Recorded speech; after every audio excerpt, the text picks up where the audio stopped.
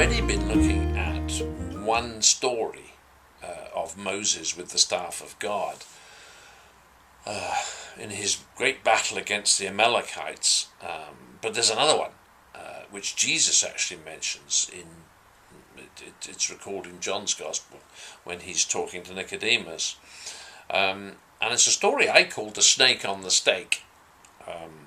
It occurs, I think, in the book of Numbers, where Moses has got a lot of trouble with his people again. He's still leading them around the wilderness, and they are fed up with the same manner food they're having to eat every day. It's the same food all the time, not getting any changes, and they get fed up with it. And they want to go, maybe they're mumbling and grumbling about going back to Egypt.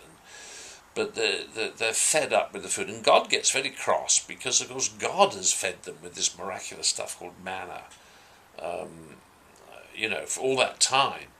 And God gets so cross that they get hit by a whole plague of snakes. And they get bitten by the snakes. And a lot get very ill and a lot start to die.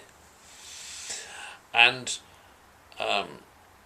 Moses, the people say to Moses, please would you go and pray, please, that God will take the snakes away. That's an obvious prayer, isn't it? I mean, that's our wisdom again, saying this is the thing, get rid of the snakes, get rid of it.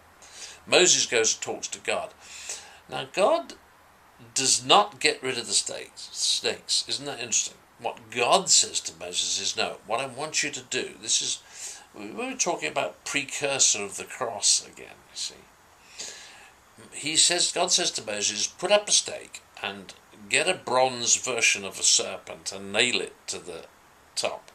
I understand, which I thought was rather interesting, is that the ancient Hebrew, the word written in the Old Testament there for that bronze serpent is the same as the word used in the Garden of Eden to describe Satan. Nail him up there. Now, what God said to Moses was, the people who've been bitten by the snakes, tell them to go and gaze at that, and they will be healed.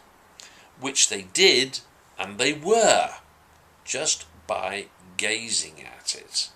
And Jesus says, when he's talking in John 3, 14, 15, 16, 17, all around there, with Nicodemus, that he would have to be lifted up like that. In other words, that's the reference to the cross, isn't it? You see the comparison. It would have to be lifted up like that. God so loved the world. That's the way that God loved the world, that he gave his only begotten Son. And the same dynamics occur today, and they haven't changed one little bit because God doesn't change. Now, God did not take away the snakes. That prayer was not answered.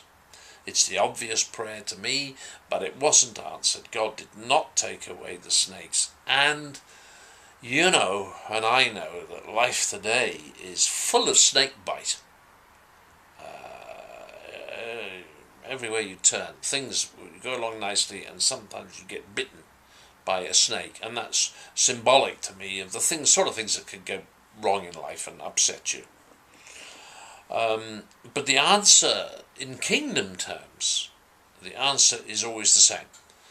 The best answer out is to go and get people to gaze at the cross. Now, of course, we don't mean physically stare at a cross to see if that'll help. What we do mean is that, and we've seen it over and over and over again, is that people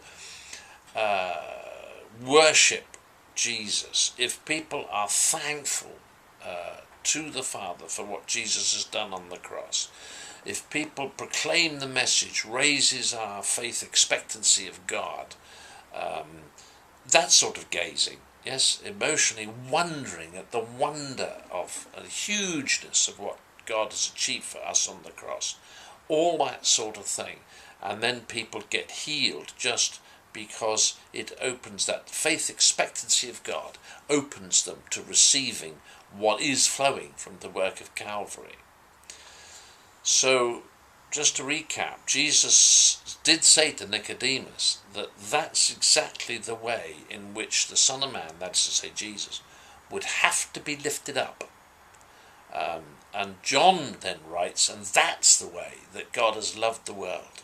Yes, he's provided the cross for us, that if we go and gaze in wonder at it, problems will and do disappear. Because our faith expectancy, by receiving the message, our faith expectancy is lifted up, hopefully.